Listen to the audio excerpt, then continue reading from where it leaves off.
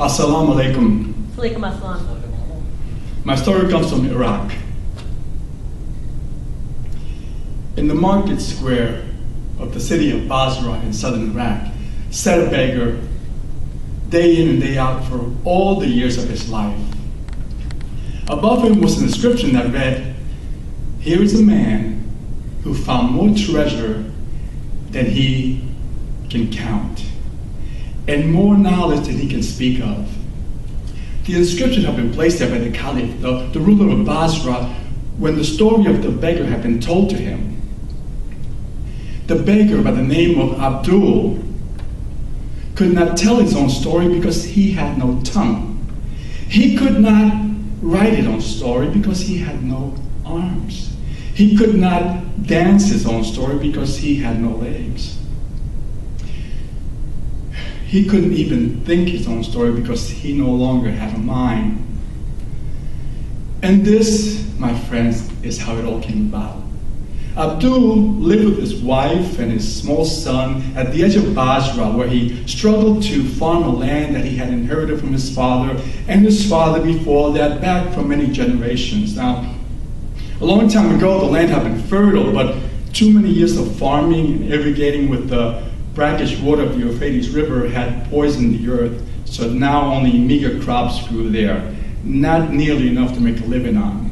So most days you would find Abdul at the local coffee house, lamenting his fate with his friends, and they spent their time and their frustration talking about how good things used to be back in the good old days. Well, one day, a stranger walks into the coffee house. He was well-dressed and well-to-do, and he ordered the finest meals in the place, and he took note of those poor farmers. Abdul became consumed with envy when the man started to eat those fragrant meals, and his stomach knotted with hunger when the aroma wafted over to where he sat with his impoverished friends. But the stranger invited them to share in the leftovers, and there was plenty for everybody.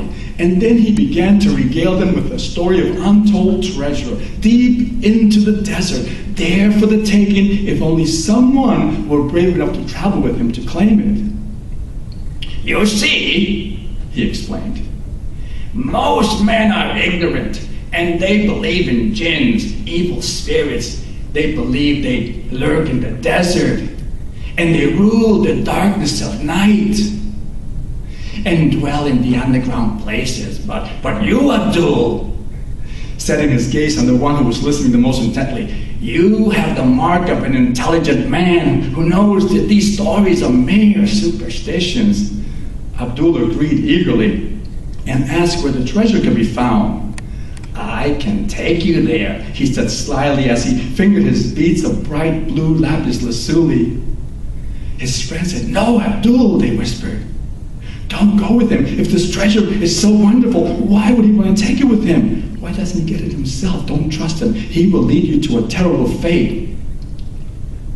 "What are you saying?" Abdul spat back. "Listen, this man shared meat and salt with us. And although he is a stranger, we cannot trust him." Turning to the stranger, he said, "I'll go with you." The trip began immediately. The man went to the marketplace, he bought 2 camels, and off they rode. He didn't have time to bid farewell to his wife or small son, but the excitement of finding the treasure made it all seem worthwhile. They rode over desert and wasteland. "You must not tell anyone about this treasure, because if they find out, they would only want to steal it," the stranger said. But as they journeyed, Abdul began to sense an uneasiness. Something seemed amiss. He began to look for signs of evil. And when they camped at night, his dreams were filled with flashes of strange, bright colors. He was about to turn back and go back to Basra, a pauper still, to the taunts of his friends, when the stranger said, there it is." Abdul looked and he saw a small hill with a crumbling arch made of huge stones. The stones were so massive that only an evil jinn could have placed them there. Abdul said a prayer to combat any evil. He dismounted his camel, and as he approached that arch, he saw that there was a narrow opening between the stones. And when he got to it, he saw that there was sand that drifted over steps that led to a dark, heavy door. A chill shivered over his body, and he looked back at his traveling companion to see that the stranger and the two camels had suddenly vanished. Abdul said another prayer, and he knew he had no choice but to go down those steps to the door. And when he got to it, he read over a sickly glow an inscription that read, "Let the seeker kiss the door to enter, and therein find treasure, more treasure than he can count, and more knowledge than he can speak of." Abdul placed his lips on that cold door in the sun-scorched desert, and the door swung open, revealing an inner chamber filled with a greenish, unearthly light. But what else he saw was beyond his wild imagining. There was treasure of gold and silver and precious stones, rubies, sapphires, emeralds, more than Abdul could carry at one time. He began to fill his pockets as best he could. But when his eyes adjusted to that greenish light, he noticed something else he didn't notice at first. Skeletons and corpses of earlier treasure seekers strewn around the cavern floor. Soon, the odor of death filled his nostrils. But beyond that, at the far end of the cavern, he heard an alluring, provocative voice. So when he looked beyond the carnage and the treasure, he saw the most beautiful woman that he had ever seen. She had big brown eyes that glistened in the greenish light. Her lips were like moist rose petals, and she was clad only in her black, glimmering hair that draped over her shoulders and over some of the precious stones. Her ivory arms were stretched out to him. Abdul forgot everything. He forgot his wife. He forgot his young son, now only old enough to begin to learn to recite the Quran. He even forgot his miserable, ruined farmland. All he wanted was a shining, beautiful woman. He took her in his arms, and she told him that if he would kiss her, just a kiss, all the riches and treasure of the world and all the knowledge would be his, forgetting that only a princess of darkness or the queen of the jinns could be in a place like this. And as soon as his lips covered her mouth, he just felt a clammy death. And then he felt his tongue being ripped out of his mouth by the woman jinn. And a kiss of evil that left a gaping, bloody wound in his throat. And then her tongue took its place in his throat and it gagged him. And he stepped back to see that this thing that he was holding in his arms was dissolving into pools of putrid slime.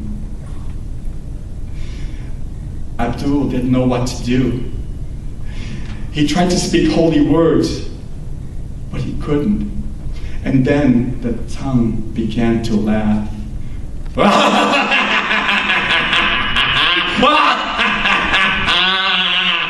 It wasn't his voice. It wasn't even the voice of that woman jinn who had so bewitched him. It was a voice so evil, so sinister, that he clawed his own mouth trying to rid himself of it, but to no use, to no avail. Then Abdul flung himself out of the cavern, not knowing what to do or how to save himself. But the tongue took command and told him where to go, how to find his way back to Basra. And when he got to the gates of the city, his stomach reminded him that he hadn't eaten in days.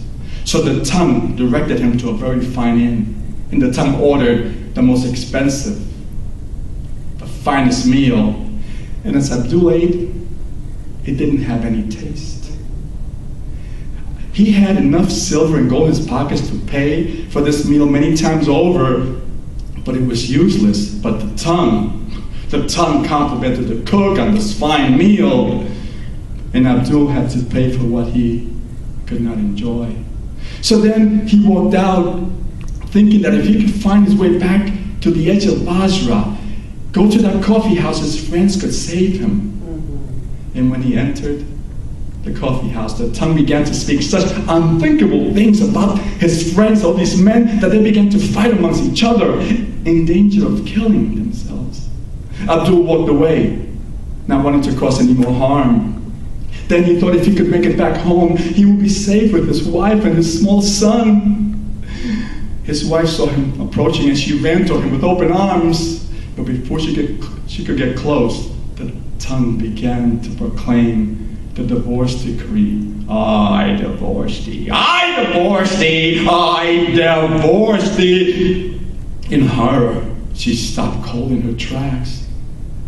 They were no longer married. She wasn't his wife anymore. The neighbors came out to console her.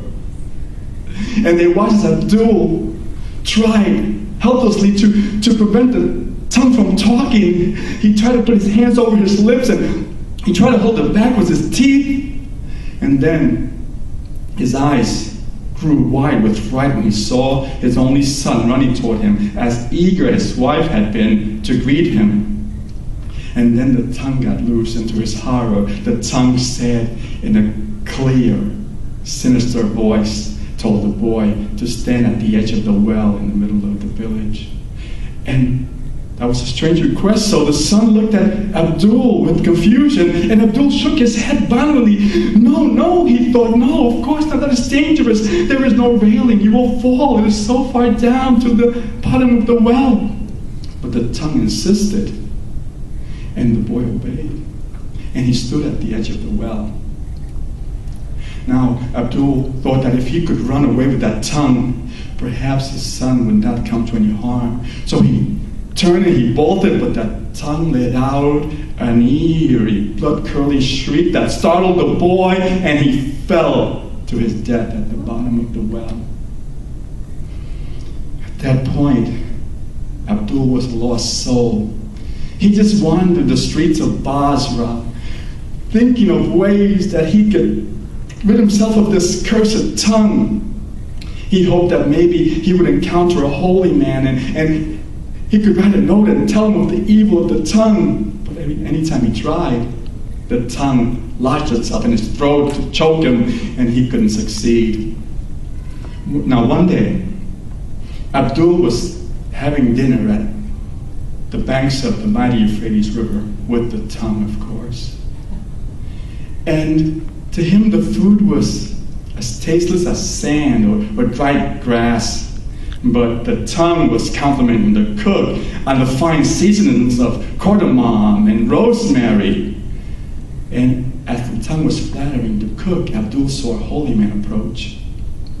And as quickly as he could, he wrote his plight on the dust with his fingers.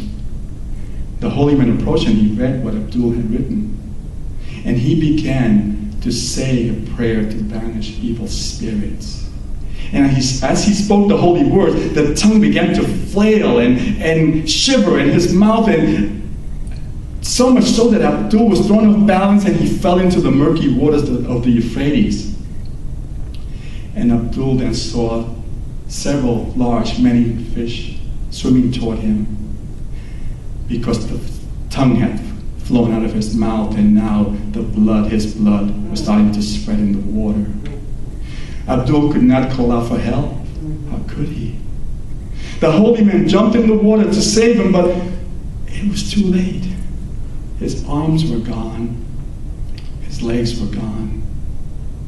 So a doctor was summoned, and he stayed with Abdul until the wounds healed. But at this time, his reasoning was gone. He couldn't write a story. He couldn't move. And he couldn't make any sense of anything. So no one knew who he was or what his story was. But when the Caliph heard of this poor man's plight, he decreed that he should be placed in the market square where everyone could share with him. Because you see, it's a blessing to share with a beggar. Now, fine merchandise would go by in caravans, and the merchants would leave coins of gold and silver with Abdul, and travelers would leave bright blue beads of lapis lazuli. Even fellow beggars would feed him water with their own begging cups. Abdul went without needing anything, but he was immune to all these gifts. And above him was the plaque that the Caliph had placed there to ward others of the evil and the danger he had succumbed. And it read, "Here sits a man who found more treasure than he can count and more knowledge than he can speak of." Kiss of evil.